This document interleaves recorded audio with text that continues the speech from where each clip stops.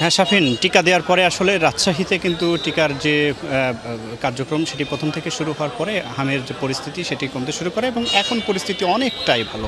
এবং এখন পর্যন্ত বিভাগীয় স্বাস্থ্য পরিচালকের পক্ষ থেকে আমি যতটুকু জানতে পেরেছি যে রাজশাহী বিভাগে এখন পর্যন্ত প্রায় 20,71,643 জন শিশুকে কিন্তু হামের যে বিশেষ টিকা সেটি কিন্তু দেওয়া হয়েছে এবং এই টার্গেট ছিল কিন্তু 20,48,435 জন।